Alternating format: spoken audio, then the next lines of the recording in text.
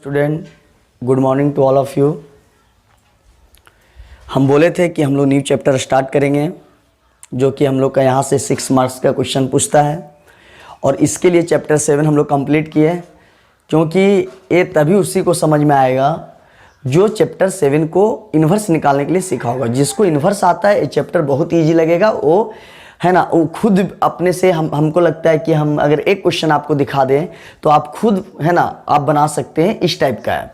लेकिन हाँ, इन्वर्स निकालने के लिए आना चाहिए और जो हम लोग बहुत बेहतरीन से किए हैं। और कुछ बोलना चाह रहे हैं कि मेरा कहने का मतलब है बहुत बच्चा ऑनलाइन करना है ना, ऑनलाइन क्लास करना बंद कर दिया है। बहुत बच्चा ऐसा सोच रहा है लॉकडाउन चल रहा है, चलो यार है ना मस्ती करने दो, लेकिन ये गलत चीज़ है। अगर आप है ना, हम लोग डेली अगर वीडियो अपलोड कर रहे हैं, क्यों? ताकि हम लोग को सिलेबस ख़त्म करना है। समझ आ रहा है ना? तो एक दिन बहुत भारी पड़ जाएगा। उसी तरह अगर आप पहले जब ऑनलाइन क्लास स्टार्ट हो रहा था तो आप इतना एक्साइटेड थे कि हमको ऑनलाइन क्लास करना है, हमको डेली वाइज डेली पढ़ना है, जैसे क्लास में जैसे हम लोग फेस टू फेस क्लास कर रहे थे वैसे ही आप शुरू में किए और अभी फ़िलहाल हमको जैसा लगता है कि आप छोड़ दिए, तो ये अच्छा बात नहीं है। अगर आप सिलेबस को डेली वाइज नहीं कर रहे हो है ना, तो आपका एक दिन बहुत भारी है ना, बहुत बड़ा सिलेबस बन जाएगा और जिससे आप ख़त्म नहीं कर पाएंगे और एक दिन बहुत बड़ा हो जाएगा जिसको फिर पढ़ना आपके लिए मुश्किल हो जाएगा। और आप है ना डेली वाइज अगर पढ़ें, हाँ हो सकता है कि कभी कभार अगर नहीं पढ़ पाए, कुछ काम हो गया घर में रहते हुए, देखो घर में रहना मतलब कोई ना कोई काम तो हो ही जाता होगा, तो अगर आप नहीं पढ़ पाते तो दूसरा दिन आप वो दोनों क्लियर कर लें। लेकिन अगर आप ऐसे नहीं कर रहे हैं तो आपका एक दिन बहुत बड़ा सिलेबस हो जाएगा जिसके चलते आप फिर है ना आप नहीं ख़त्म कर पाएंगे। तो इसलिए जो बच्चे अगर आप की है ना, अगर आप है ना सीरियस नहीं हुए हैं, आप अगर इसको है ना माइंड में नहीं लिए हुए हैं तो अच्छे से लें कि ताकि हमको सिलेबस ख़त्म करना है और आप ही को ख़त्म करना है। तो इसलिए आप कंटिन्यू जैसे है ना शुरू में ऑनलाइन क्लास कर रहे थे वैसे ही आप फिर से जुड़ जाएं और मेरे साथ आप क्लास करें। हर एक दिन एक नया वीडियो है ना आप लोग के लिए लाया जाएगा और आप लोग को बहुत है ना बहुत अच्छे से समझ में आएगा। और हाँ, बात रहा कि सर थोड़ा स्पीड होना चाहिए, हो जाएगा और हो ही रहा है ना, बहुत जल्दी ख़त्म हो जाएगा। अब उतना भी स्पीड नहीं कि आपको समझ में नहीं आए। तो हम मेरा ध्यान में यह है कि हमको सिलेबस टाइम पे ख़त्म करना है। इसके बाद हम लोग स्टार्ट करेंगे। हो सकता है कि इन्वर्स ट्रिग्नोमेट्री का स्टार्ट हो या तो फिर कंटिन्यूटी स्टार्ट हो, कोई ना कोई एक चैप्टर स्टार्ट होगा। तो इसलिए आप मेरे हिसाब से है ना आप भी अपना सिलेबस को ध्यान रखते हुए आप डेली वाइज अपना कंटिन्यू करें ताकि एक दिन आपका बड़ा सिलेबस ना बन जाए और आपके लिए इजी हो जाएगा। तो इसलिए है ना आप कंटिन्यू करें। तो बताया गया था कि 6 मार्क्स में क्वेश्चन पूछेगा है ना, और सच में देख लेते हैं क्या है।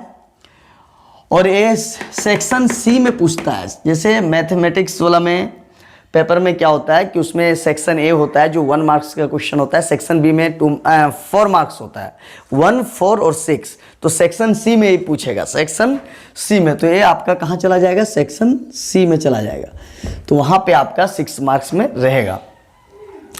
तो हमको लगता है कि 6 मार्क्स का पहला क्वेश्चन हो रहा है जिसमें से टोटल 7 क्वेश्चन पूछता है, 7 छक 42। बात समझ आ रहा है?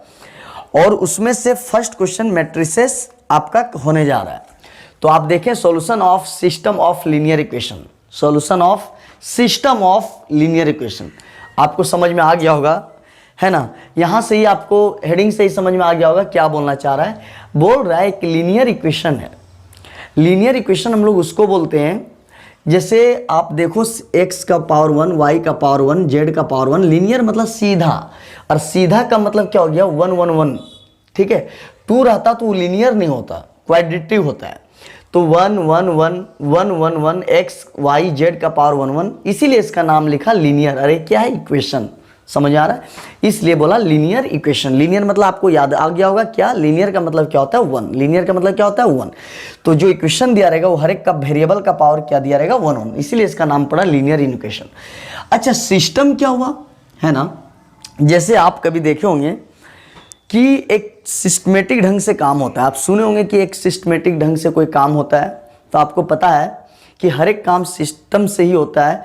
जैसे आपको अगर आप किसी ऑफिस में काम कर रहे हैं तो कहने का मतलब है कि वहाँ पे एक सिस्टम बना हुआ है कि उसका कुछ अलग वर्क है, उसका कुछ अलग। या तो आप सिंपल एग्जांपल है, जैसे बैंक में आप जाते हैं तो वहाँ पे फॉर्म जमा करवाता है तो फॉर्म के लिए अलग लगा हुआ रहता है ना, पैसा है ना, कैशियर जो होता है वो पैसा के लिए अलग रहता है, लेने वाला अलग रहता है, कुछ इन्फॉर्मेशन के लिए अलग बैठा हुआ रहता है। वहाँ सिस्टमेटिक ढंग से सब बैठा हुआ रहता है, आपको जैसा इन्फॉर्मेशन चाहिए आपको उस टाइप से इन्फॉर्मेशन मिलेगा।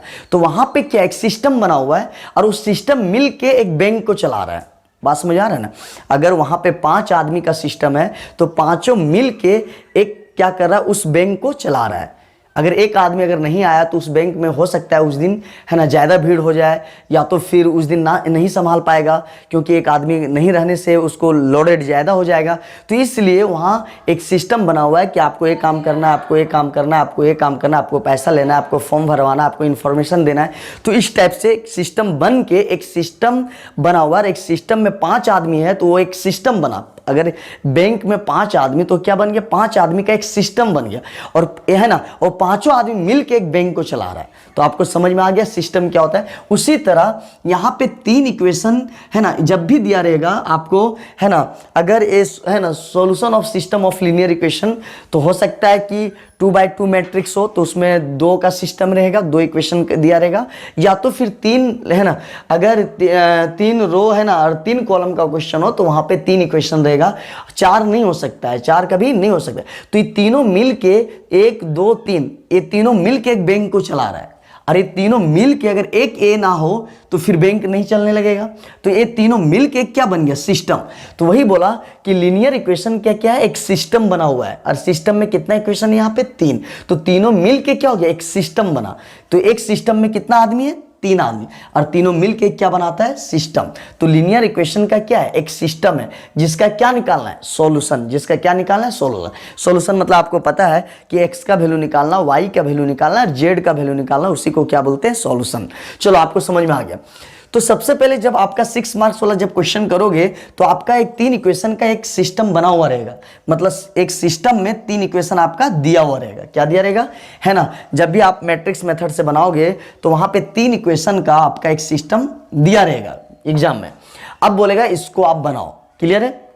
तो सुनना है, सबसे पहले क्या करना है, लेट ए, कैपिटल ए एक क्या, एक मैट्रिक्स हम लोग हमेशा लेट करते हैं, और इसको बोलते हैं एक्स के आगे वाला। एक्स के आगे को बोलते हैं, एक्स के आगे वाला खोटा में अगर बोले तो लिखते हैं एक्स के आगे वाला, लेकिन अगर उसको मैथमेटिक्स में बोले तो बोलते हैं एक्स के आगे वाला, चाहे वाई के आगे, चाहे जेड के आगे वाला, अगर कोई कांस्टेंट होता है उसको बोलते हैं कोफिशिएंट। क्या बोलते हैं, कोफिशिएंट।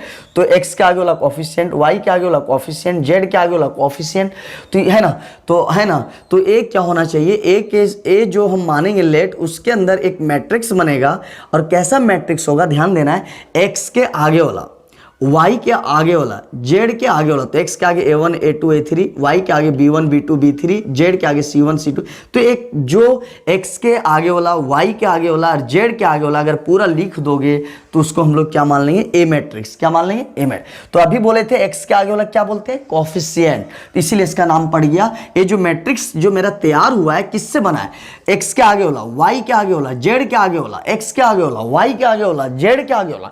तो सबके आगे वाला को क्या बोलते हैं, कोफिशिएंट, है ना। एक्स के आगे वाला कोफिशिएंट, वाई के भी आगे है तो कोफिशिएंट। तो ये जो मैट्रिक्स तैयार हुआ है, कैसा मैट्रिक्स है, सबका आगे वाला, सबके आगे वाला क्या बोलते हैं, कोफिशिएंट। तो ये कोफिशिएंट मैट्रिक्स नाम पड़ा, है ना। तो ये मैट्रिक्स कैसे तैयार हुआ, कोफिशिएंट, सबका कोफिशिएंट से एक मैट्रिक्स जो बना है उसको क्या बोलते हैं, कोफिशिएंट मैट्रिक्स। चलो आगे हम लोग बात करते हैं वेरिएबल मैट्रिक्स। तो वेरिएबल मैट्रिक्स क्या है, आपको पता है कि एक्स वाई जेड क्या है, वेरिएबल है ना। इसको हम लोग वेरिएबल बोलते हैं, कांस्टेंट नहीं बोलते हैं। तो यहाँ पे वेरिएबल कितना है, एक्स वाई जेड। तो एक्स वाई जेड अगर ऐसा मैट्रिक्स अगर तैयार हुआ, वेरिएबल से अगर मैट्रिक्स अगर है ना, एक्स वाई जेड और कुछ रहता तो भी लेते हैं, लेकिन यहाँ पे एक्स एक वेरिएबल, वाई दूसरा वेरिएबल, जेड तीसरा वेरिएबल। तो वेरिएबल से जो मैट्रिक्स तैयार हुआ उसको बोलते हैं वेरिएबल मैट्रिक्स। अब हम लोग बात करते हैं, देखना कैसे कैसे सबका नाम हो चुका है। ए आगे वाला का भी नाम हो गया, इस सब का भी कहानी खत्म है, इसका भी कहानी खत्म है। अब बचा एक्स वाई जेड। तो एक्स वाई जेड, तो वेरिएबल भी मैट्रिक्स हो गया, इस सब का भी कहानी खत्म। अब लास्ट अभी तक राइट साइड वाला बचा हुआ है, तो राइट साइड वाला जो यहाँ पे हमेशा कांस्टेंट में रहेगा, जैसे आपका रहेगा 5 4 3, तो ये कांस्टेंट रहेगा, ये क्या रहेगा कांस्टेंट 5 4 3, जब भी क्वेश्चन दिया रहेगा है ना, तो राइट साइड हमेशा 5 3 2 इस टाइप से रहेगा। तो यहां वाला से अगर ए लिखें D1 D2 D3, तो इसका नाम क्या बोलते हैं बी, और इसको हमेशा यहां पे क्या दिया रहेगा कांस्टेंट नंबर दिया रहेगा, इसलिए इसका नाम पड़ा कांस्टेंट मैट्रिक्स। तो देखो एक सिस्टम था, इक्वेशन 3 इक्वेशन का एक सिस्टम था, उससे हम लोग क्या किए एक मैट्रिक्स तैयार कर लिए है ना, एगो ए मैट्रिक्स बना, एगो एक्स मैट्रिक्स बना, एगो बी बना, तो एक हम लोग का मैट्रिक्स तैयार हो गया। अब क्या लिखना है सुनो, system of equation in matrix form. समझ में आ गया होगा कि जो मेरा इक्वेशन दिया था, सिस्टम में जो इक्वेशन दिया था, अब उसको हम लोग क्या बना लिए मैट्रिक्स फॉर्म। क्या बना लिए मैट्रिक्स फॉर्म। समझ में आ रहा बात। तो जो इक्वेशन दिया था, जो इक्वेशन मेरा सिंपल दिया था, अब उस इक्वेशन को हम लोग क्या बना लिए मैट्रिक्स। कैसा बना लिए मैट्रिक्स के फॉर्म में। कैसा बना लिए मैट्रिक्स। तो इसीलिए लिखा कि सिस्टम ऑफ इक्वेशन, जो सिस्टम में इक्वेशन दिया गया था इन मैट्रिक्स फॉर्म, उसको हम लोग क्या तैयार कर लिए मैट्रिक्स फॉर्म में। तो मेरा क्या बन गया, थोड़ा ध्यान दो, ए मेरा क्या बन गया, ए है ना, ए मेरा ए, और वेरिएबल वाला क्या बन गया एक्स, और इक्वल के इधर क्या बना था, क्या माने थे बी, तो इसीलिए बन गया A X equal to B. Clear है। अब आपको समझना है थोड़ा, बस हो गया। आपको पता है कि जब मेरा मैट्रिक्स तैयार हो गया, तो याद कर इनवर्स जब हम लोग निकालते हैं तो ए का डिटर्मिनेंट है ना, अगर नंबर आता है और ए का डिटर्मिनेंट अगर 0 आता है, तो इसमें होता है डज नॉट एग्जिस्ट, क्योंकि अनडिफाइंड हो जाता है, आप पढ़े थे है ना। और लेकिन अगर ए डिटर्मिनेंट अगर नंबर आता है, मतलब नंबर आना मतलब इसको क्या लिख सकते हो, और कि ए का डिटर्मिनेंट नंबर आया है, 0 नहीं आया है। 0 आया है क्या, नहीं, क्या आया नंबर, तो ये नंबर आया मतलब 0 नहीं आया, तो 0 आता तब लिखते इक्वल टू, लेकिन नंबर आया तो इसलिए नॉट इक्वल टू। तो इस केस में ए नॉट इक्वल टू 0 अगर होगा तो इन्वर्स एग्जिस्ट करेगा। आपको पता है कि ए डिटर्मिनेंट नंबर आएगा तो एग्जिस्ट करेगा, मतलब ए डिटर्मिनेंट 0 नहीं, 0 नहीं आना चाहिए। तो देखो बात वही है, 0 नहीं आओ या नंबर आओ, 0 नहीं आओ तो क्या आएगा 5 4 3, तो वही है ना नंबर हुआ, तो इस केसेस में इन्वर्स एग्जिस्ट होता है, आपको पता है। अब क्या हुआ थोड़ा ध्यान दो, आपको बताए थे जो इक्वेशन दिया है, तो हम बोले थे दोनों साइड अगर ए इन्वर्स गुना करेगा, ए इन्वर्स ए, इधर भी ए इन्वर्स। क्लियर है। तो याद कर बताया गया था ए इन्वर्स और ए दोनों अगर एक साथ मिल जाता है, B inverse B, A inverse A, C inverse ए, तो इसका वैल्यू आई होता है, पता है ना। अब आई का वैल्यू क्या बोलते हैं, आइडेंटिटी मतलब यूनिट मैट्रिक्स, और यूनिट मैट्रिक्स मतलब 1 होता है। तो यार एक्स को अगर 1 से गुना करेगा एक्स से होगा, और ए आपका बच गया, और यही क्या हो गया, यही इक्वेशन से मेरा क्या निकलेगा यूनिक सॉल्यूशन। क्या निकलेगा यूनिक सॉल्यूशन। तो थोड़ा ध्यान देना, यहाँ कैसे सभी बनाएंगे कि एक बात बताओ, एक्स का वैल्यू दिया हुआ है एक्स वाई जेड, ध्यान देना क्या हम बोलना चाह रहे हैं, एक्स वाई जेड। क्लियर है। अब सुनना है, बी भी दिया हुआ है, बी को आप क्या माने हो D1 D2 D3। अब सुनना है बात को। क्लियर है। तो x वाला भी आपका यहां दिया हुआ है, x के जम बैठा दिए, तो मेन ए इक्वेशन है, देखो ए इक्वेशन आपको याद रखना पड़ेगा, जानना पड़ेगा। तो सुनना है बात। तो यार थोड़ा सा मेरे को बढ़िया समझाने दो। ए मेरा क्या हो गया x, तो एक्स वाई जेड हो गया, बी का वैल्यू दिया हुआ है, बी का भी दिया हुआ है D1 D2। लेकिन यार यहां पे याद कर एक चौथा नंबर क्वेश्चन 7.1 में बताया था, उसी टाइप का है। तो याद कर यहाँ पे x दिया है, b भी दिया हुआ है, तो b और x ये दोनों डायरेक्ट रूप से बैठा दिए इक्वेशन में। लेकिन जहाँ पे a दिया है, यहाँ पे क्या दिया a इनवर्स, तो आपको यहाँ से आपको क्या निकालना पड़ेगा a इनवर्स, जो कि हम लोग क्या निकालते हैं adjoint a by a determinant. तो यहाँ से x डायरेक्ट रख दिए, b भी डायरेक्ट रख दिया गया, लेकिन a दिया है और यहाँ क्या मांग रहा है a इनवर्स, तो आपको a से क्या तैयार करना पड़ेगा a इनवर्स। अब मान लो a इनवर्स मान लो आ गया, a इनवर्स आ गया, तो ये 2 मैट्रिक्स हुआ तो गुना हो जाएगा, तो एक्स वाई जेड है ना, और इधर एक मैट्रिक्स तैयार हो गया। तो आप खुद सोचो, मान लो 5 आया 4 आया 3, तो एक्स का वैल्यू कौन आया 5, वाई के सीधा कौन है 4 जेड, तो एक्स का वैल्यू कितना निकला 5, वाई का वैल्यू कितना निकला 4, जेड कितना निकला 3। तो बता दो एक्स का वैल्यू 1 आया, वाई का वैल्यू 1 आया, जेड का वैल्यू 1, तो एक्स का भी 1, y का भी एक हो, तो इसीलिए इसका नाम पड़ा है ना हैंस यूनिक सॉल्यूशन, मतलब ओनली वन सॉल्यूशन, मतलब x का वैल्यू एक निकला, y का वैल्यू भी एक ही निकला, तो उसको क्या बोलते हैं यूनिक सॉल्यूशन। और इसी इक्वेशन से हम लोग क्या करते हैं X Y Z find out करते हैं। समझ आ रहा है? इसी को बोलते हैं मैट्रिक्स मेथड से। क्यों? क्योंकि अगर ए सवाल अगर दिया हुआ है मेरा, तो इसको पहले हम लोग कौन मेथड से बना रहे हैं, पहले मैट्रिक्स के फॉर्म में तैयार कर रहे हैं, और मैट्रिक्स का फॉर्म बना के हम लोग इसका सॉल्यूशन एक्स वाई जेड निकाल रहे हैं। लेकिन आप याद करो, अगर मान लो 2x + 3y + 4z = 5, या है ना 3x + 4y + 5z = 6, और 4x + 3y + 7z = 8। तो याद कर, ए दोनों सॉल्व करेगा तो z एगो कट जाएगा, याद रखना, क्योंकि एक्स वाई बचेगा, क्योंकि 3 गो ए दोनों सॉल्व करेगा तो जेड कटवा दोगे तो एक्स वाई वाला बचेगा। फिर क्या करेंगे, ए दोनों सॉल्व करेंगे, जेड कटवा देंगे एक्स वाई, तो ए दोनों जब सॉल्व करेंगे तो फिर एक्स निकलेगा वाई, तो ए हो गया क्या हो गया, मैथमेटिक्स के टर्म में एक्स वाई जेड निकालते। या तो आपको अगर ए नहीं समझ में आ रहा है तो ध्यान दो कि x + y = 5 और x - y = 6, तो याद कर इस टाइप से कटवाक बनाते थे, और कटने के बाद यहाँ से x निकलता था, तो ये हो गया मैथमेटिक्स के टर्म में हम लोग बना रहे हैं। लेकिन इसी को है ना, इसी को हम लोग को क्या बनाना रहेगा, जब क्वेश्चन अभी स्टार्ट करोगे तो मैट्रिक्स मेथड से बनाना रहेगा।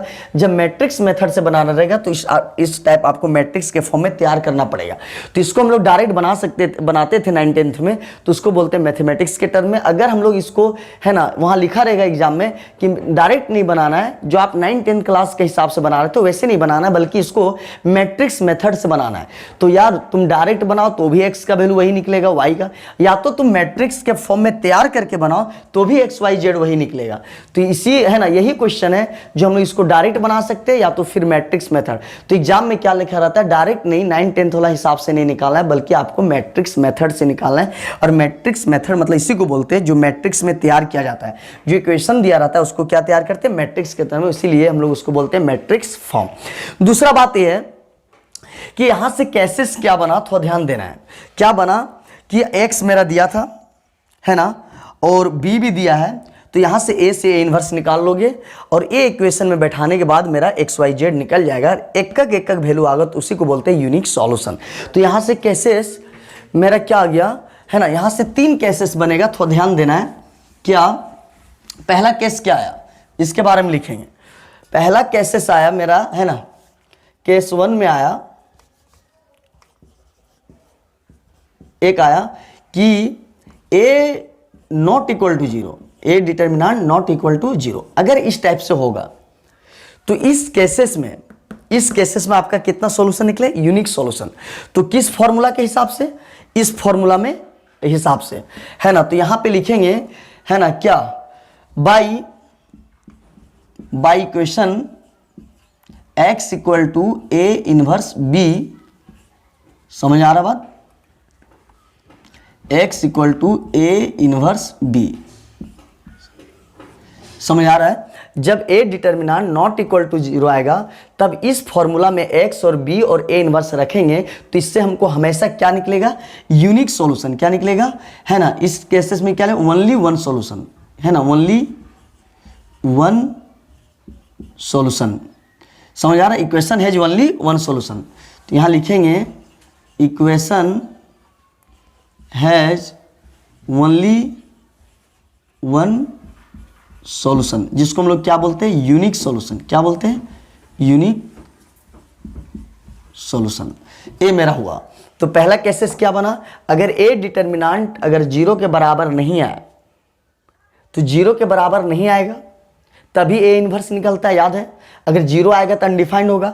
तो ए का डिटर्मिनेंट अगर 0 नहीं आए तब इस इक्वेशन से हमको क्या मिलेगा, यूनिक सॉल्यूशन, मतलब एक सॉल्यूशन मिलेगा। अब केसेस 2 में क्या है सुनना है, केस 2 में क्या होगा, ठीक है। जो एग्जाम में आपको ए दिया रहता है, इस केसेस में सवाल नहीं रहता है। जो केस 2 केस 3 आएगा तो इसमें सवाल नहीं रहता है, बल्कि इसी का सवाल पूछेगा एग्जाम में, हमेशा यही रहेगा, केस 1 रहेगा। तो ये समझ में आ गया, ए डिटर्मिनेंट अगर 0 के बराबर नहीं होगा तभी इन्वर्स निकलेगा। जब इन्वर्स निकलेगा और एक्स दिया रहता है, याद है, वेरिएबल, बी कांस्टेंट, और इन्वर्स निकाल के बैठा देंगे तो मेरा क्या निकल जाएगा, यूनिक सॉल्यूशन, जो हमेशा एग्जाम में रहेगा। दूसरा केसेस क्या है, अगर ए डिटर्मिनेंट इक्वल टू 0 आ गया, क्या आ गया, 0 आ गया है ना, तब इस केसेस में क्या होगा, आपको पता है कि A determinant not equal to 0, तो मतलब ए इनवर्स यहाँ क्या हो जाएगा, एग्जिस्ट करता है। और यहाँ पे क्या हो जाएगा, है ना, ए इनवर्स, है ना, डज नॉट एग्जिस्ट। आपको पता है डज नॉट एग्जिस्ट, इस केसेस में एग्जिस्ट नहीं करेगा, है ना। अब दूसरा क्या है, A inverse does not exist. तो इस केसेस में आपका केस 2 का ए में क्या आएगा, अगर एडज्वाइंट आप निकाल रहे हो, एडज्वाइंट ए और गुना बी जब करोगे, अगर ए इक्वल टू 0 आ गया, समझ आ रहा बात, सबसे पहले क्या होना चाहिए, सबसे पहले क्या होना चाहिए कि ए डिटर्मिनेंट 0 होना चाहिए। अगर ए आता है, उस केसेस में 2 केसेस आएगा, ए तो आना चाहिए 0 के बराबर, तो जिसमें हम लोग जानते हैं कि इस केसेस जब 0 के बराबर आता है तो A inverse does not exist, और नॉट इक्वल टू 0 होता है तो यहाँ लिखते हैं ए इनवर्स एग्जिस्ट। आपको पता है बात, तो यहाँ तो इनवर्स डज नॉट एग्जिस्ट करेगा, मतलब इनवर्स तो आएगा नहीं, और जब इनवर्स आएगा नहीं तो आप इस इक्वेशन में बैठा नहीं सकते, क्योंकि आपका इनवर्स निकलेगा ही नहीं, तो इक्वेशन तो लगेगा नहीं। तब इस केसेस में क्या होगा कि एडज्वाइंट ए डॉट बी, है ना, अगर ये 0 के बराबर आएगा तो इक्वेशन हैज इन्फिनाइट सॉल्यूशन, है ना। इन्फिनाइट सॉल्यूशन मतलब होता है कितना सॉल्यूशन आएगा कि आप गिन नहीं सकते हैं। बात समझ आ रहा है, इतना सॉल्यूशन एक्स का वैल्यू, जैसे यहाँ पे एक्स का वैल्यू 2 निकला, y का वैल्यू 3 निकला, z का वैल्यू 3, इसीलिए इसको बोलते हैं यूनिक सॉल्यूशन, मतलब एक का वो एक्स वाई जेड आया। लेकिन ये है ना, जब अगर 0 होगा, है ना, ए डिटर्मिनेंट 0 होगा, एडज्वाइंट ए डॉट बी अगर 0 के बराबर आ जाए तो इक्वेशन है infinite solution, many one solution, मतलब कहने मतलब मेनी वन, मतलब आप बोल नहीं सकते कि कितना, बहुत सारा सॉल्यूशन निकलेगा। इक्वेशन है इस केसेस में क्या होगा, इनफिनाइट सॉल्यूशन, मतलब आप गिन नहीं सकते हैं कि x का कितना वैल्यू आएगा और y का कितना, बहुत सारा वैल्यू आएगा इस केस में। लेकिन अगर b में अगर बात करें, अगर ए डिटर्मिनेंट 0 आया है, समझे, ए डिटर्मिनेंट क्या है, 0 है, तो एडज्वाइंट ए डॉट बी अगर 0 के बराबर आया तो इक्वेशन है इनफिनाइट सॉल्यूशन। लेकिन इसी केसेस में ए में ऐसा हुआ, अगर यही बी में अगर बात करें, एडज्वाइंट ए, है ना, dot B not equal to 0 हो जाए, तब क्या होगा, है ना, इक्वेशन है नो सॉल्यूशन, इक्वेशन है ना, नो सॉल्यूशन, एक भी सॉल्यूशन नहीं आएगा। तो आपको समझ में आ गया होगा, 3 केसेस है, इसी पे सारा क्वेश्चन बनेगा, तो आपको समझ में आ गया। लेकिन एग्जाम में कौन रहता है, केस 1, केस 2, केस 3, केस 2 का ए बी नहीं रहेगा। क्लियर है, तो मेरा समझ में आ गया। अगर ए डिटर्मिनेंट नंबर आया, 0 नहीं आया, देखो ना क्या बोला है, 0 नहीं, काट देना, 0 नहीं, तो 0 अगर नहीं आएगा तो नंबर आएगा, नंबर आएगा तभी ए इनवर्स निकलेगा, और यहां से क्या निकलेगा, यूनिक सॉल्यूशन। तो ए डिटर्मिनेंट, अब यहां से याद क्या रखेंगे कि ए डिटर्मिनेंट 0 नहीं आया, तब इस केसेस में ओनली वन सॉल्यूशन। लेकिन अगर डिटर्मिनेंट 0 आया तो यहाँ 2 केसेस होगा, 0 आने पे 2 केसेस, अगर एडज्वाइंट ए अगर 0 के बराबर तो बहुत सारा सॉल्यूशन, और एडज्वाइंट ए, है ना, dot B not equal to 0, यहाँ मतलब 0 के बराबर आएगा तो बहुत सारा, यही अगर नॉट 0 के बराबर आ जाएगा तो नो सॉल्यूशन, मतलब x का एक भी सॉल्यूशन नहीं आएगा। सॉल्यूशन मतलब x का वैल्यू यहाँ एगो आया, y का एगो आया, यहाँ बहुत सारा हुआ, x का वैल्यू 2 आया, 3 आया, बहुत सारा, मतलब इन्फिनाइट का मतलब बहुत सारा निकलते जाएगा। लेकिन यहाँ पे x का वैल्यू एक भी नहीं निकलेगा, तो यहाँ एकागो, यहाँ बहुत ज़्यादा, और यहाँ क्या हुआ, निकला तो एगो, और यहाँ निकला तो बहुत ज़्यादा, ले नहीं सकता है, और यहाँ निकला तो कुछ भी नहीं निकला। तो ये आपको समझ में आ गया होगा। हम लोग क्वेश्चन से स्टार्ट करते हैं। अभी हम लोग, है ना, चैप्टर 8 का हम लोग थ्योरी देखे हुए हैं, और आप लोग को समझ में आ गया था कि अगर A determinant not equal to 0 unique solution, है ना। 3 बातें आपको याद रखना है, A determinant not equal to 0 तो आपका एक सॉल्यूशन मिलेगा, x का 1 सॉल्यूशन, y का भी एक सॉल्यूशन, और z का एक सॉल्यूशन। लेकिन यही अगर a डिटर्मिनेंट नॉट के जगह में इक्वल टू 0 आ जाए तो यहाँ से 2 केसेस बनता है।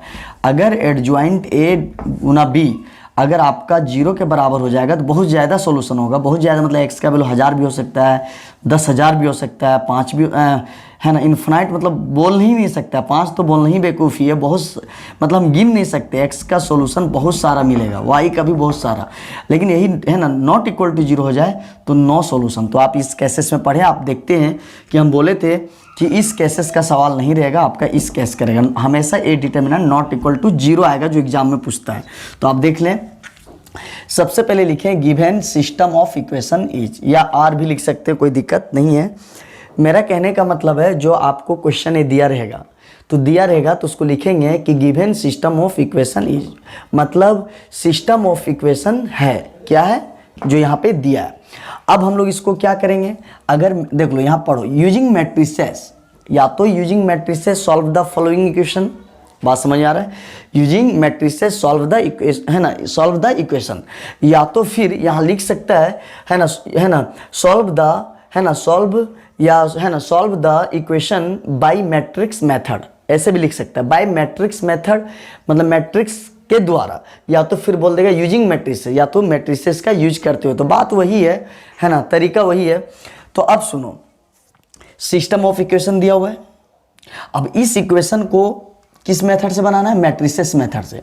तो यहां से लिखेंगे देन सिस्टम ऑफ इक्वेशन, जो सिस्टम ऑफ इक्वेशन दिया हुआ है in matrix form will be, या तो आप लिख सकते हैं system of equation written in matrix form, मतलब जो एक सिस्टम ऑफ इक्वेशन दिया हुआ है, अब हम लोग उसको मैट्रिक्स बनाने जा रहे हैं। कैसा बनाने जा रहे हैं, मैट्रिक्स बनाने जा रहे हैं, मतलब बक्सा बनाने जा रहे हैं। तो आप ये लिख सकते हो क्या, है ना, जो गिवन सिस्टम ऑफ इक्वेशन जो दिया है, जो क्वेश्चन में जो ये दिया रहेगा यहाँ तक दिया रहेगा, तो आप लिख सकते हो देन तब सिस्टम ऑफ इक्वेशन, जो सिस्टम ऑफ इक्वेशन दिया गया है उसको हम लोग मैट्रिक्स फॉर्म बनाने जा रहे हैं। क्या बनाने जा रहे हैं, मैट्रिक्स फॉर्म। तो मैट्रिक्स फॉर्म पता है, यहाँ तीन चीज बनता है, ए एक्स बी, क्लियर है। तो ए का नाम क्या होता है, सुनना है ना बारी बारी से। ए का नाम है एक्स के आगे वाला, तो एक्स के आगे वाला 2, एक्स के आगे वाला 3, आगे रखो। इसके बाद y के आगे वाला, y के आगे वाला, तो x के आगे वाला और y के आगे वाला को a फॉर्म करता है। तो x के जो आगे होगा, y के जो आगे होगा, z के जो आगे होगा, वो अगर लिख दे तो एक मैट्रिक्स बनता है जिसका नाम a होता है, जिसको बोलते हैं कोफिशिएंट, क्लियर है। अब सुनो, अब x को बोलते हैं वेरिएबल, तो यहाँ वेरिएबल के को दिख रहा है, या तो x दिख रहा है या तो y दिख रहा है। x दो बार मत लिखना, क्योंकि x एक वेरिएबल में तो x एक को माना जाएगा। बात समझ आ रहा है ना, भले दो गो एक्स है, यहाँ क्या लिखेंगे, दो वेरिएबल, पागल है क्या, वेरिएबल एक ही है लेकिन ए डबल है, तो वेरिएबल एक्स और क्या वाई है। अगर वेरिएबल अगर जेड होता तो यहाँ जेड भी लिखते हैं। चलो, बी का मतलब क्या लिखते हैं, इक्वल के इधर, इक्वल के इधर, तो इधर वाला को बोलते हैं 17। तो अभी बोले थे इक्वल के इधर नंबर में रहेगा, जिसको बोलते हैं कांस्टेंट। तो ये आपका सोच लो, ये दो इक्वेशन था और यही दो इक्वेशन आपका क्या बन गया, मैट्रिक्स। इसी को लिखें कि सिस्टम ऑफ इक्वेशन जो दिया रहेगा उसको हम लोग क्या बनाने जा रहे हैं, मैट्रिक्स फॉर्म। और सच में देखो, एक सिंपल इक्वेशन था लेकिन अब देखने में क्या लग रहा है, बक्सा जैसा लगने लगा। तो एक किसका नाम होता है, एक्स के आगे वाला, वाई के आगे वाला। ए का नाम क्या होता है, एक्स के आगे वाला, वाई के आगे वाला। एक्स का नाम क्या होता है ना, ए का नाम क्या होता है, एक्स के आगे, वाई के आगे, है ना। एक्स का क्या नाम होता है, जितना वेरिएबल होगा एक्स वाई। बी का नाम इक्वल के इधर, इक्वल के इधर बी, इक्वल के इधर बी।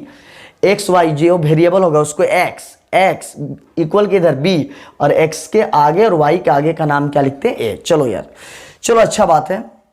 अब सुनना है, सबसे पहले हम लोग को डिसाइड करना है कि केस 1 लगेगा कि केस 2 लगेगा। वो डिपेंड करता है ए का डिटर्मिनेंट। ए सबसे पहले आपको निकाल के देखना पड़ेगा। तो जब ए है और ए का डिटर्मिनेंट निकालोगे तो ये 2 दूनी 4 और इधर 5 दिया 15, तो 15 में 4 जाएगा -11। जबकि -11 क्या है ना, -11 क्या है, ए इक्वल टू 0 आया क्या, नहीं, 0 बराबर नहीं बल्कि नॉट 0, मतलब ए डिटर्मिनेंट 0 आता तब इक्वल टू 0, तो 0 नहीं नंबर आया इसलिए नॉट इक्वल टू 0 आया। तो आपको पता है कि अगर ए डिटर्मिनेंट अगर 0 नहीं आया, नंबर आया, तो इन्वर्स एग्जिस्ट करता है, इन्वर्स एग्जिस्ट करता है। तब आप खुद सोचो, केसेस 1 में बताया था नॉट इक्वल टू 0 और केसेस 2 में बताया था इक्वल टू 0। इसमें ए और बी दो केसेस था। तो आप खुद सोचो कि मेरा केस 1 केस 2, तो आप बता दो केस 1 का सवाल है कि केस 2 का है, क्योंकि केस 2 का होता तो ए डिटर्मिनेंट 0 आता, तो क्या 0 आया है क्या, नहीं, तो ए केस 2 नहीं बल्कि केस 1 है। अब केस 1 में क्या होता है सुन लो। तो सबसे पहले आपको समझना है, अगर एक क्वेश्चन आप अगर 2 रो 2 कॉलम वाला यहाँ आया है, कुछ देर के बाद जेड तक दिया रहेगा तो उसको बोलते हैं 3 रो 3 कॉलम। तो एग्जाम में 3 रो 3 कॉलम ही आता है। तो 2 रो 2 कॉलम को पहले सीख लो, इसके बाद 3 रो। अगर ये आपको आने लगा तो 6 मार्क्स आपका है ना पॉकेट में चला गया, मतलब आपका नंबर आ गया, है ना। और बहुत इजी भी है, लेकिन हाँ उसी को समझ में आएगा जिसको इन्वर्स निकालने आता है। थोड़ा ध्यान देगा, जो 7.1 जो पढ़ा है, तो ए determinant, A inverse exist, clear है। क्योंकि ए डिटर्मिनेंट नंबर आया मतलब इन्वर्स एग्जिस्ट करेगा। अब सुन लो, तो इन्वर्स एग्जिस्ट करेगा मतलब इन्वर्स एग्जिस्ट करना मतलब समझता है, चैप्टर 7 में पढ़ा था कि इन्वर्स एग्जिस्ट करना मतलब, इन्वर्स एग्जिस्ट करना मतलब आपका इन्वर्स निकलेगा, एग्जिस्ट मतलब निकलेगा, मतलब यहाँ से अलाउ किया कि आप इन्वर्स जो निकालिएगा आपका निकलेगा। अब सुनो, कोफैक्टर्स ऑफ ए, जब ये अलाउ किया तब हम अपना गाड़ी को आगे बढ़ाना स्टार्ट किए, क्योंकि इन्वर्स निकलेगा और इन्वर्स निकालने के लिए एडजॉइंट ए बट्टे ए का डिटर्मिनेंट, समझ आ रहा है। तो ए डिटर्मिनेंट निकल चुका है, अब क्या निकालेंगे, एडजॉइंट। तो सुनो, हाँ बहुत लड़का सोच रहा है शॉर्ट में भी निकाल सकते हैं, 2 रो 2 कॉलम है तो आप निकाल सकते हैं, कोई दिक्कत नहीं। तो सबसे पहले क्या लिखते हैं, कोफैक्टर्स, क्योंकि एडजॉइंट निकालने से पहले क्या लिखते हैं, कोफैक्टर्स। अब कोफैक्टर्स जब निकलेगा तो हम बताए थे आपको, ध्यान दो, 2 रो 2 कॉलम है तो 1 1 2 बार, 3 रो 3 कॉलम होता तो 1 1 1 3 बार। तो यहाँ बात हो रहा है 2 रो 2 कॉलम तो 1 2 बार, 2 2 2 बार, क्लियर है।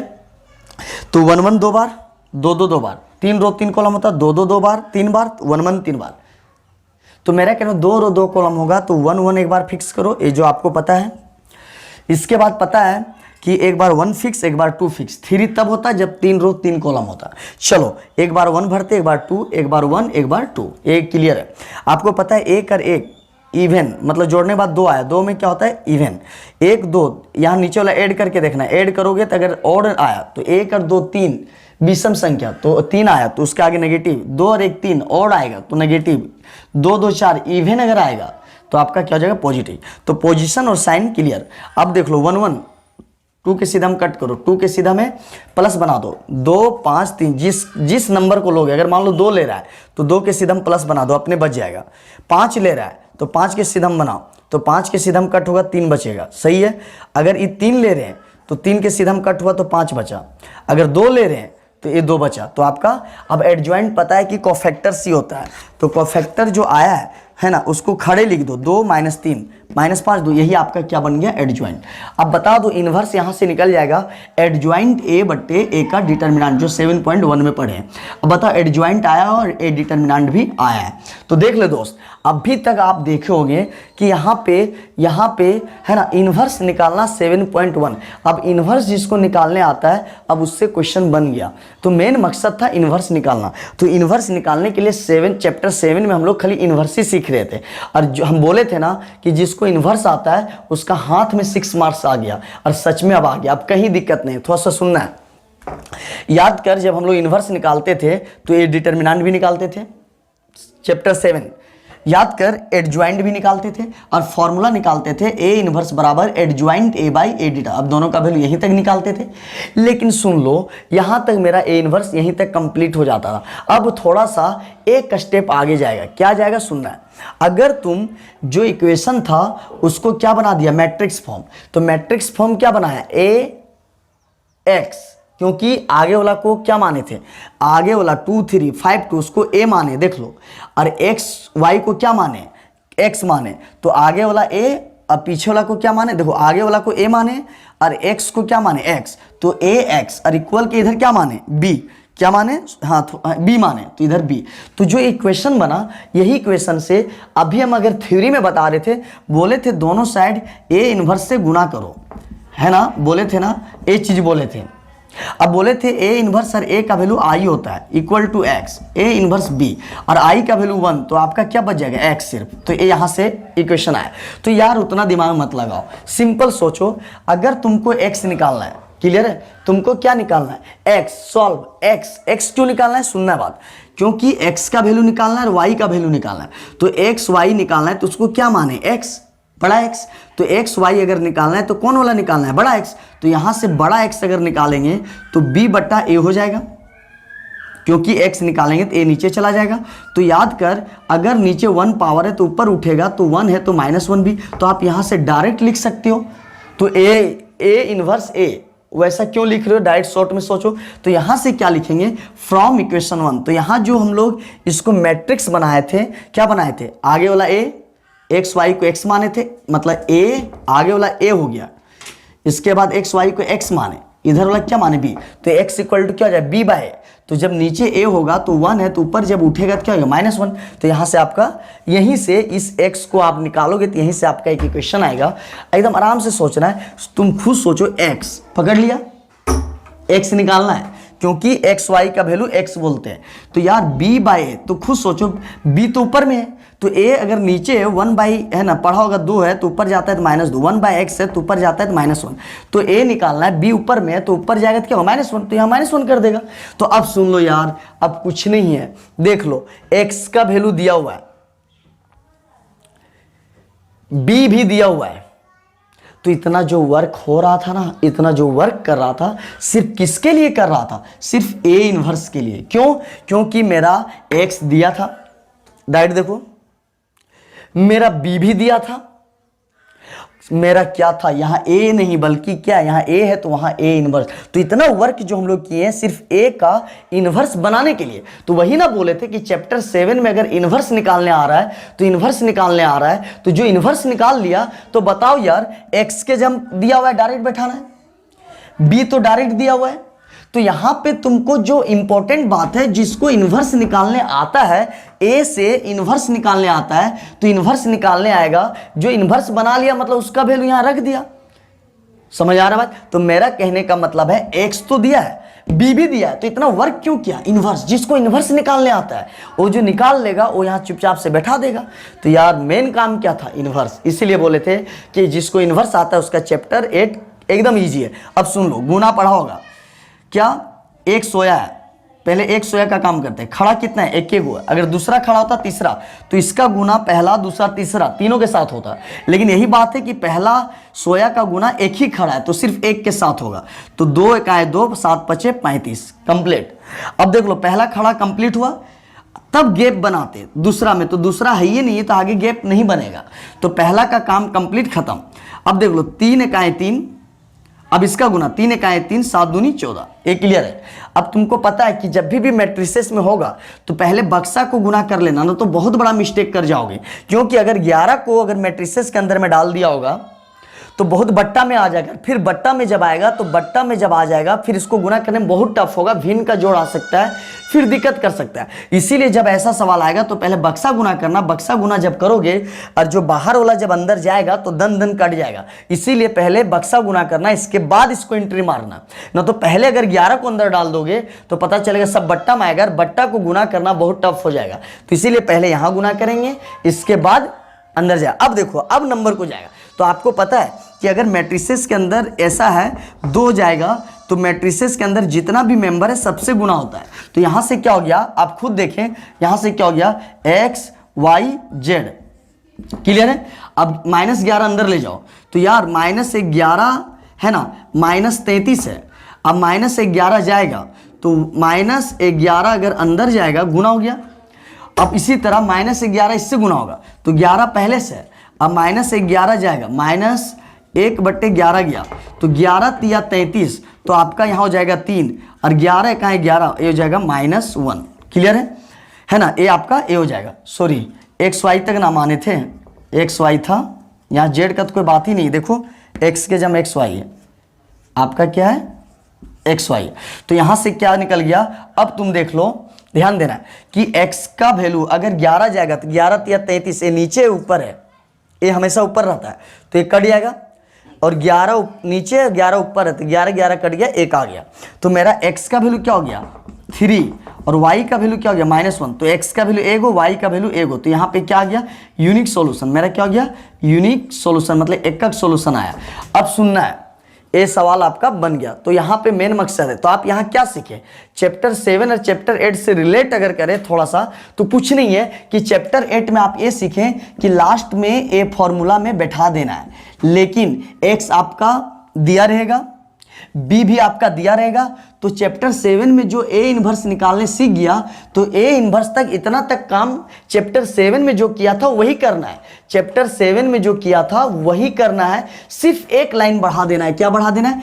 x = a इनवर्स b, तो x के जगह एक्स वाई, b के जगह भर देना है और a इनवर्स जो निकाला होगा उसको भर देना है और सिंपल गुना करके आपका वैल्यू निकाल लेना है। तो चैप्टर 7 और चैप्टर 8 में थोड़ा डिफरेंस है कि a इनवर्स निकालते यहाँ तक सेम है, यहाँ तक चैप्टर 7 में भी निकालते हैं और चैप्टर 8 अभी जो पढ़ रहे हो वहाँ तक भी यही है। तो इन्वर्स हम वहाँ भी निकालने सीखे थे, यहाँ भी निकालने सीख रहे। सिर्फ एक लाइन आपका यहाँ बढ़ा चैप्टर 8 में, क्या, A इन्वर्स B। तो x के जम XYZ बैठा देना, B भी दिया रहेगा।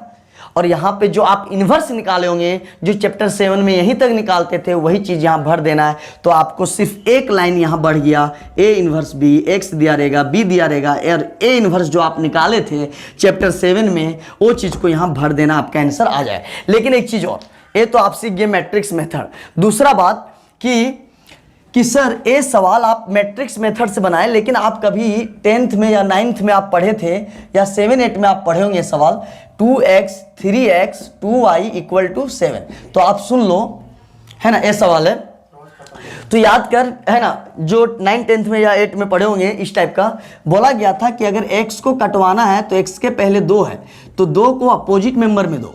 अगर यहाँ 2 है तो उसको, है ना, 2 वाला यहाँ दो, और x के पहले 3 यहाँ है तो उसके अपोजिट यहाँ दो।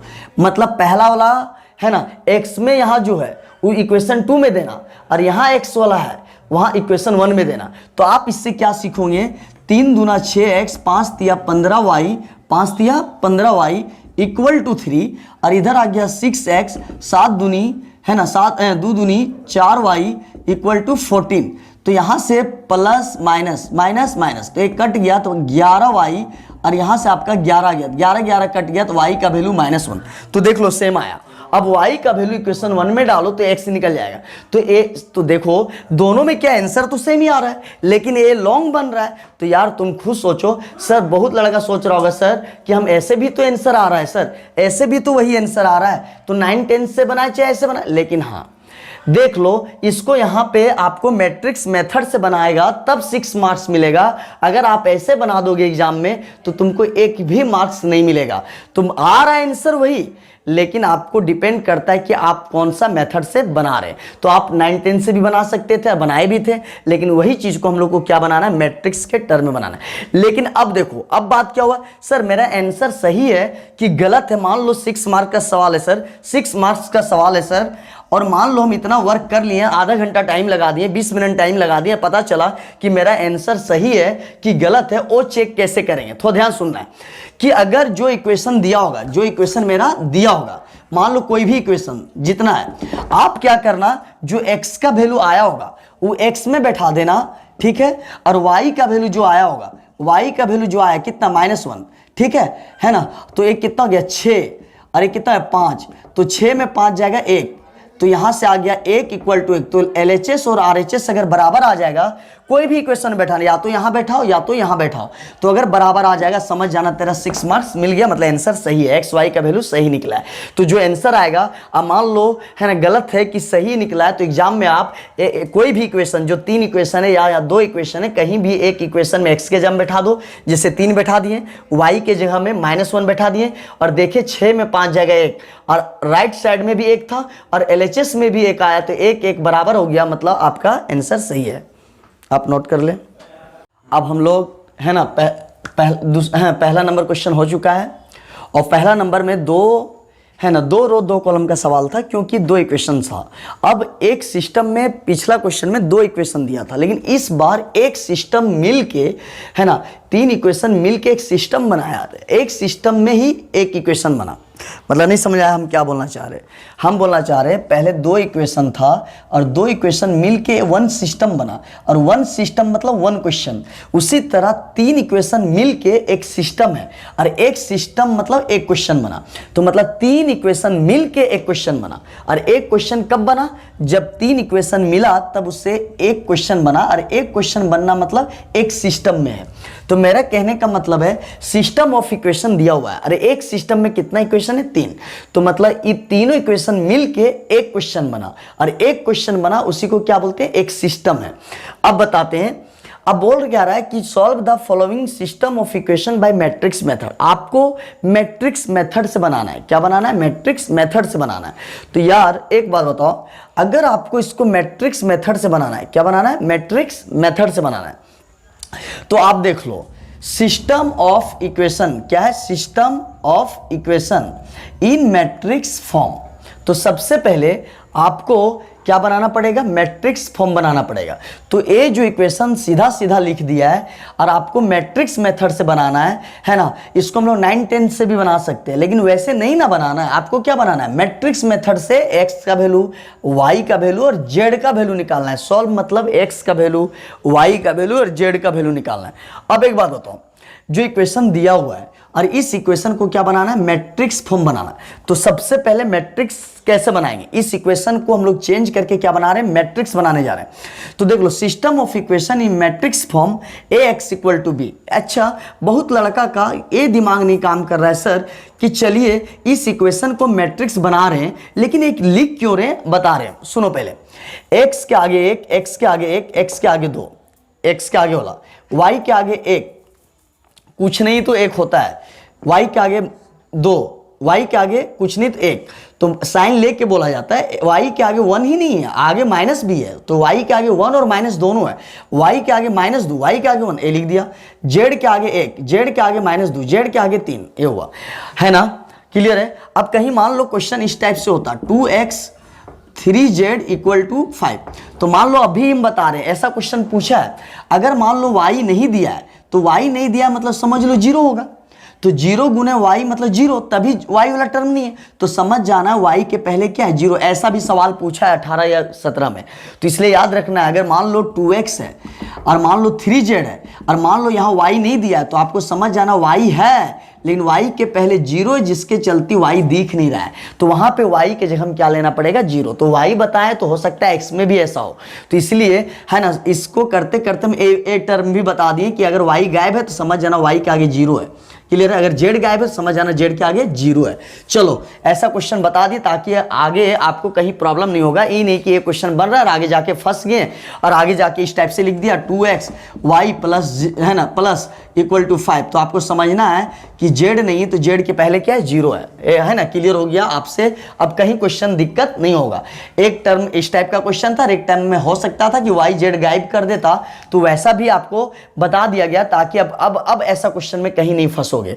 चलो, इक्वेशन दिया है और ए इक्वेशन है ना दिया हुआ है, इस इक्वेशन को हम लोग क्या लिखने जा रहे हैं, सिस्टम ऑफ इक्वेशन। जो एक सिस्टम में 3 इक्वेशन है उसको मैट्रिक्स फॉर्म, मतलब मैट्रिक्स फॉर्म डेवलप करने जा रहा है। तो यार सुन लो, ए को क्या मानते हैं, यहाँ 3 नहीं मानता है, ए एक्स बी। तो सुनना है, x का मतलब जितना भी वेरिएबल उसको बोलते हैं, b का मतलब इक्वल के उधर वाला b बोलते हैं, और a का मतलब x के आगे, y के आगे, z के आगे। तो a का नाम होता है आगे वाला, a के नाम आगे वाला, सबके आगे वाला को a बोलते हैं, सबके आगे वाला को क्या बोलते हैं, a। x में x y z वेरिएबल आएगा और इक्वल के उधर वाला क्या बोलते हैं, b, है ना, क्लियर है। अब सुनो, x के आगे वाला 1 1 1 2, y के आगे -1, साइन लेके बोलना -2 1, z के आगे 1, z के आगे -2, z के आगे 3, ए लिख दिया। और x के जम क्या है, x, है ना। अब एक मत लिखना x 3 बार, पागल है क्या।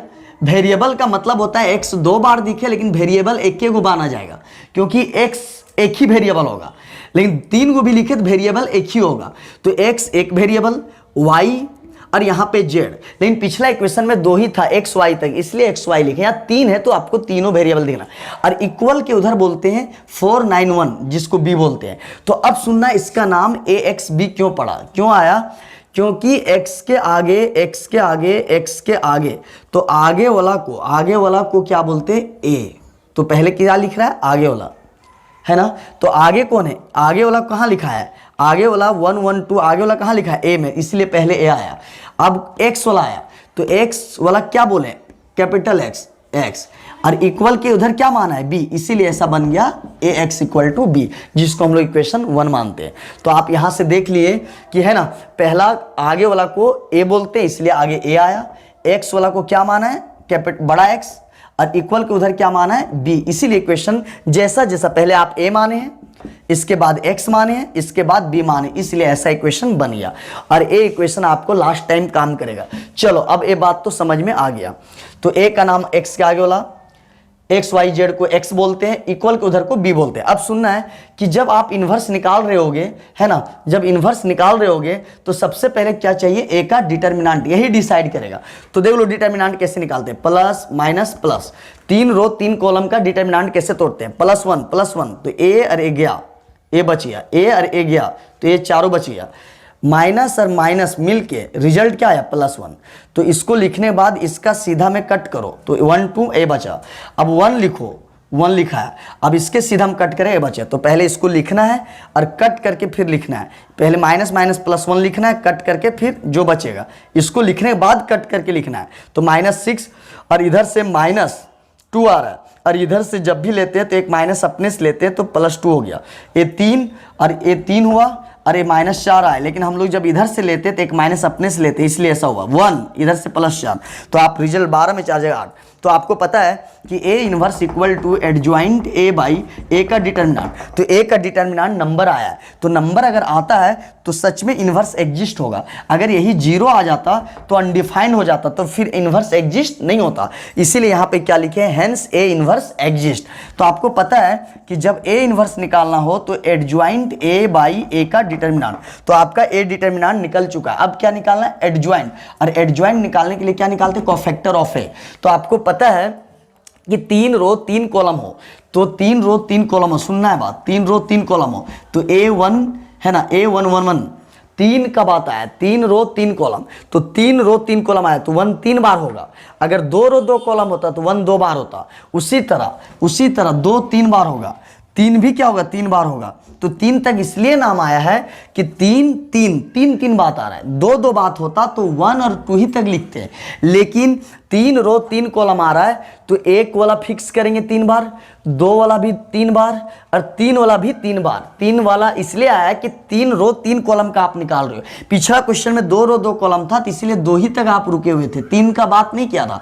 तो एक बार 1 फिक्स, एक बार 2 फिक्स, एक बार 3, और सब में 1 2 3 1 2 3 1 2 3 खत्म हो गया। आपको पता है नीचे 1 1 ऐड करो तो 1 1 2 आया, इवन आया, ऐड करने बाद इवन आ रहा है तो पॉजिटिव। 1 2 ऐड करने बाद 3 आ रहा है तो ऑड में नेगेटिव। 1 और 3 4 आ रहा है, इवन आ रहा है पॉजिटिव। 2 और 1 3 ऑड आ रहा है नेगेटिव। 2 2 4 इवन आ रहा है पॉजिटिव। 2 3 5 तो 5 जब आएगा तो एक क्या ऑड है इसलिए नेगेटिव। 3 और 1 कितना हो गया 4, इवन में पॉजिटिव। 3 2 5 5 में नेगेटिव, 3 3 6 पॉजिटिव।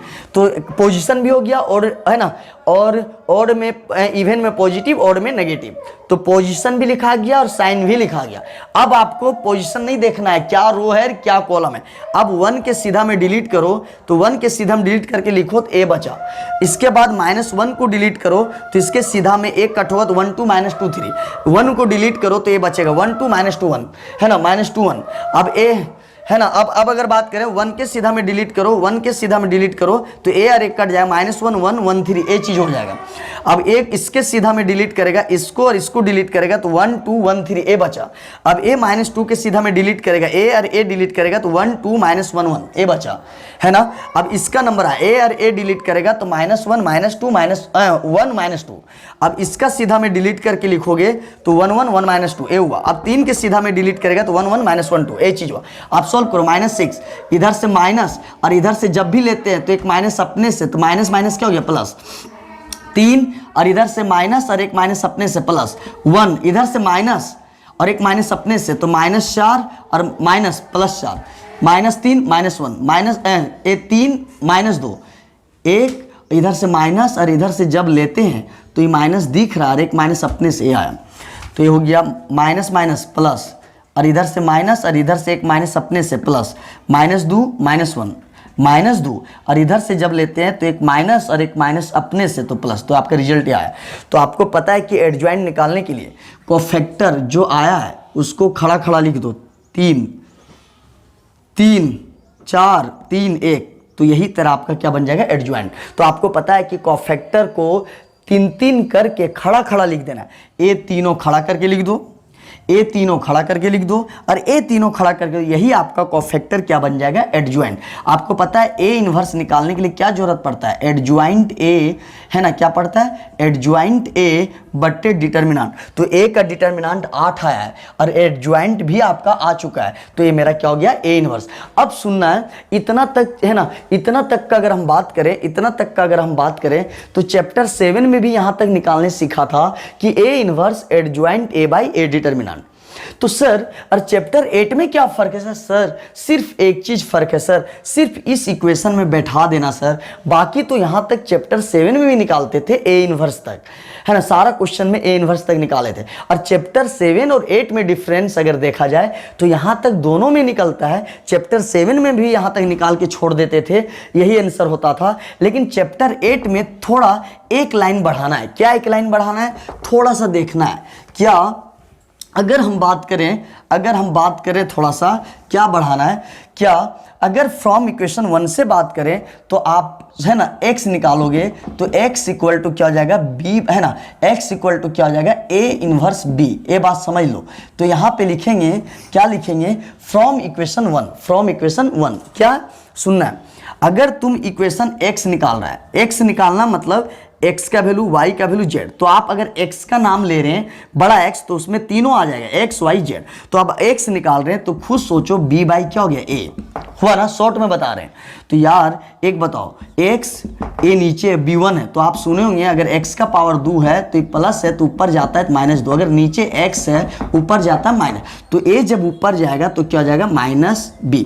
तो इक्वेशन 1 जो माना था, है ना, 1 जो माना था, तो वहां से x जब निकालोगे तो b बाई a होगा, और b तो ऊपर में है लेकिन a जब नीचे है तो 1 वाला ऊपर जाएगा तो क्या हो जाएगा माइनस, तो है ना, अगर नीचे प्लस में है तो ऊपर जाएगा तो माइनस। तो a इक्वेशन से आपको यहाँ से x निकालने के लिए a नीचे चला जाएगा, और जब a नीचे चला जाएगा तो ऊपर जब आएगा तो क्या आएगा, +1 है तो -1। आप बता दो, अब बता दो x का वैल्यू दिया हुआ है x y z, है ना, b का वैल्यू ऑलरेडी दिया था, तो यार यहां पे सिर्फ किसका जरूरत था, ए इनवर्स। तो इतना दूर तक हम लोग तब से इतना वर्क कर रहे हैं, क्यों वर्क कर रहे हैं, ए इनवर्स निकालने के लिए। तो x भी पता, b पहले से है, और ए इनवर्स अभी निकाला है, अब उसको डाल दो, अब ये दोनों को गुना कर दो, आंसर आ जाएगा। तो आप सोचे कुछ, क्या सोचे कि 7 है ना, चैप्टर 7 में यही चीज निकालना था। मेरा बात पे ध्यान दो, चैप्टर 7 में ए इनवर्स निकालना था, गाड़ी यहीं पे रोकता था। लेकिन आज चैप्टर 8 में क्या डिफरेंस है, चैप्टर 7 में जो जरूरत था वही चीज चैप्टर 8 में भी निकालना पड़ रहा है, क्योंकि चैप्टर 8 में भी क्या जरूरत पड़ रहा है, ए इनवर्स। तो x तो दिया है, b भी दिया हुआ है, तो यहां भी क्या जरूरत पड़ रहा है, सिर्फ ए इनवर्स। तो चैप्टर 7 में यहीं तक ए इनवर्स छोड़ देते थे, लेकिन चैप्टर 8 में जो इनवर्स निकाल रहा है उसका यहां पे बैठाना पड़ता है। तो एक बात बताओ, जो चैप्टर 7 में निकाल के छोड़ देते थे, ए इनवर्स निकाल के छोड़ देते थे, और चैप्टर 8 में क्या कर रहे हैं, जो हम पैसा कमा रहे हैं उसका हम, है ना, उसका हम यूज भी कर रहे हैं। अगर हम निकाल दिए तो उसको छोड़ नहीं रहे। तो चैप्टर 7 में निकाल के छोड़ देते थे, लेकिन चैप्टर 8 में जो हम निकाले हैं ए इनवर्स, उसका हम क्या कर रहे हैं, खपत भी कर रहे हैं। क्यों निकाले, इसका फायदा होना चाहिए ना, तो जो निकाले उसमें यहां लगा दिए। तो आपको समझ में आ गया कि चैप्टर 7 और चैप्टर 8 में क्या डिफरेंस। चैप्टर 7 में इनवर्स तक छोड़ देना, और चैप्टर 8 में, है ना, ए इनवर्स बी, तो एक्स का वैल्यू दिया हुआ है, बी का वैल्यू दिया है, और जो ए इनवर्स निकाला है उसको यहाँ पे बैठा देना। तो हमको समझ में आ गया कि चैप्टर 7 में इनवर्स तक ही छोड़ देते थे, और चैप्टर 8 में एक लाइन बढ़ जाना है, ए इनवर्स बी वाला इक्वेशन लगा देना है, जिसमें एक्स का वैल्यू बैठाना, बी का भी वैल्यू दिया हुआ है, बी दिया है, एक्स दिया है, और ए इनवर्स जो निकाला है वो इसमें लगा। तो चैप्टर 7 में निकाल के छोड़ देना, और चैप्टर 8 में जो निकाला है उसको यहाँ पे बैठा देना। तो मेरा कहने मतलब है चैप्टर 7 और 8 में क्या डिफरेंस हुआ, चैप्टर 7 और 8 में एक लाइन का डिफरेंस है। चैप्टर 7 में इतना ही तक छोड़ देना, और चैप्टर 8 में सिर्फ इस इक्वेशन पे आगे खाली क्या कर देना है, बैठा देना है। तो मेरा कहने का मतलब समझ में आ गया, चैप्टर 7 में इनवर्स तक छोड़ना, और चैप्टर 8 में इस फॉर्मूला पे x के जम बैठाना, b के जम बैठाना, और ए इनवर्स जो निकला उसमें। तो चैप्टर 7 में और 8 में दोनों डिफरेंस क्या है, चैप्टर 8 में x equal to A inverse b पे बैठाया जाता है, और चैप्टर 7 में इन्वर्स तक ही छोड़ दिया जाता है। तो अब हमको समझ में आ गया। अब आपको पता है यहाँ से क्या हो जाएगा, एक्स वाई जेड, है ना, एक्स वाई जेड, है ना। अब आपको पता है कि कभी भी अगर यहाँ पे आप गुना करते हो, आपको बताया गया था कि अगर मैट्रिसेस के बाहर कोई नंबर है, अगर आप गुना करते हो तो गुना करेगा 4/8, 4/8, 4/8, सब में 8 आ जाएगा, सब में 8 आएगा। अब यहाँ से फिर बट्टा वाला आएगा, और सब में जब बट्टा हो जाएगा, अब बट्टा को यहाँ गुना करेगा तो और बट्टा वाला जोड़ आएगा, इस टाइप से आएगा। तो आप बताओ, अगर इसको गुना कर दे रहा है तो जानबूझ के ना बट्टा बना रहा है, अब बट्टा बना रहा है तो बट्टा वाला जोड़ आएगा तो दिक्कत हो जाएगा। तो मेरा कहने का मतलब है कभी भी आगे वाला नंबर गुना नहीं किया जाता है, पहले दो बक्सा को गुना करो, क्या करो, दो बक्सा को गुना करो, इसके बाद फाइनल में इसको गुना किया जाता है। तो याद रखना, ये बहुत बड़ा मिस्टेक करेगा कि जब भी अगर दो बक्सा होगा तो पहले दो बक्सा को गुना करेंगे, ये दोनों पहले गुना करेगा बक्सा, इसके बाद इसका लास्ट में गुना होगा। तो याद रखना, पहले नहीं कि ये गुना कर देना, बट्टा में आ जाएगा, इसके बाद गुना करते रह जाएगा, आंसर आए बाएं आ जाएगा, क्योंकि बट्टा में आएगा, गुना करोगे बट्टा में जोड़ आएगा, इसके बाद ऐड करने में कहीं मिस्टेक कर जाओगे, बट्टा वाला जान रहा है, इसीलिए पहले दो बक्सा को गुना किया जाता है। अब सुनो, अगर ये दो बक्सा को गुना कर रहे हैं तो एक सोया एक खड़ा, अगर दूसरा तीसरा खड़ा होता तो ई सोया का इसके साथ, ई सोया का फिर इस खड़ा के साथ, ई सोया का इसका। लेकिन अच्छा बात है कि ई सोया एक एक खड़ा भी एक एक, तो एक ही बार गुना होगा। चलो, पहला पहला, दूसरा दूसरा, तीसरा तीसरा, तो चार चौक कितना हो गया, ए मेरा आ गया 16 है ना, 9 चौका 36 है ना, और 4 इकाएं 4। क्लियर है? तो सुनना है, ए हो गया -16 और यहाँ प्लस, तो प्लस प्लस प्लस हो गया, ए आ गया। अब आगे देखो, इसका गुना हो गया तो इसका गुना इसके साथ हो गया। अब बताओ, आगे खड़ा होता तो फिर इसका फिर आगे वाला के साथ होता, तो कुछ है ही नहीं है, तो इसका गुना एक के साथ हो गया। अब इसका गुना, अब इसका चलेगा 7 चौका 28 है ना, 9 इकाएं 9, 3 इकाएं 3। क्लियर है? अब इसका गुना होगा 5 चौका 20। क्लियर है? और अब हम लोग अगर बात करें यहाँ से कितना आ जाएगा, 36 में 16 जाएगा, 20 और 4 24, और इधर आ जाएगा 28 में 12 जाएगा -16, और 27 एक 28, 28 में 20 जाएगा -8। अब देखो, हम बोले थे कि ए दोनों पहले गुना किया जाता है, अगर ए दोनों आप गुना कर लेते हो तो जब ए 8 जाएगा ना तो बहुत सीधा सीधी कट जाता है। जैसे आप देख लो, XYZ, अब XYZ तो 8 तिया 24 3 बार, क्योंकि यार 8 गुना कर रहा है तो मैट्रिसेस में जितना है सबके साथ गुना होता है, याद है ना। तो यहाँ 24 के साथ होगा, 1/8 गुना 16 के साथ होगा, 1/8 गुना -8 के साथ, तो इस टाइप से कटेगा। 8 दूनी 16, 8 तिया 24, 3 -2, अरे -1। तो ये आपका यहाँ से x के सीधा हम क्या आया, x का वैल्यू 3 आया, तो x का वैल्यू 3 आया, y का वैल्यू -2 आया, और z का वैल्यू कितना आया, -1। तो ये आपका क्या हो गया, आंसर। और ये एक क्या आ गया, यूनिक सॉल्यूशन है ना। यूनिक नहीं लिखना है, बस हम बता रहे हैं कि x का वैल्यू 1, y का वैल्यू 1, z का वैल्यू, तो ये आपका क्या हो गया, unique solution, only one solution. तो ये आपका आंसर हुआ। अब बात रहा सर कि मेरा इतना टाइम जो दिए और एग्जाम में टाइम दिए और पता चला 6 मार्क्स का, ये तो सबसे ईजी था और यही हम क्वेश्चन गलत कर दिए, तो फिर आप तो बहुत बड़ा मिस्टेक कर दिए। तो आपको जब बना लोगे तो एग्जाम में चेक कर लेना कि मेरा सही है कि गलत है। अगर गलत होगा तो फिर आप बना सकते हैं, आपके पास ऑप्शन है। तो चेक करने का नियम क्या है, अगर आप इतना इजी क्वेश्चन को गलत कर देते हो तो फिर दिक्कत हो जाएगा। तो आप कैसे चेक करोगे, मान लो 3 इक्वेशन दिया था, x - y प्लस z = 4 या x - 2y - 2z = 9 है ना, और 2x + y + 3z = 1। तो आप कोई भी इक्वेशन या तो इसमें x का वैल्यू डाल दो, तो x का वैल्यू यहाँ 3 डालो, 3, y का वैल्यू -2, तो यहाँ पे माइनस है, और y का वैल्यू -2, तो माइनस माइनस +2, और z का वैल्यू कितना, -1।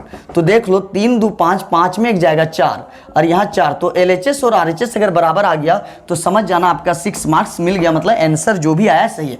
लेकिन आप यहाँ तक देखें, क्या चैप्टर 7 और 8 में देख लो यार, बहुत ईजी है, आप खुद बना सकते हो, इतना मेहनत क्यों कर रहे हैं। आपको डिफरेंस समझा रहे हैं कि चैप्टर 7 में यहीं तक निकालना था A इनवर्स, और चैप्टर 8 जो अभी पढ़ रहे हैं दोनों में क्या डिफरेंस है। चैप्टर 7 और 8 में सिर्फ एक लाइन का डिफरेंस है, क्या, चैप्टर 8 में यहाँ तक निकाल के छोड़ देते हैं और चैप्टर 7 में भी यहाँ तक निकालते हैं, लेकिन चैप्टर 8 में एक स्टेप और आगे निकलते हैं, A इनवर्स B, जो कि X दिया रहता है, B शुरुए लाइन में दिया रहता है, और A इनवर्स जो निकालता है यहाँ पे डाल देते हैं, बाकी बन जाता है। तो चैप्टर 7 में A इनवर्स तक कंप्लीट करते हैं, यहीं तक निकालते हैं, लेकिन चैप्टर 8 में आपको एक लाइन बढ़ जाना है, सिर्फ इस लाइन का कमाल है। तो यहाँ पे X बैठा देना, यहाँ B बैठा देना, यहाँ इनवर्स। तो आपका आप नोट कर लें, आप क्वेश्चन को ट्राई करें, देखना सारा बन जाएगा। नोट।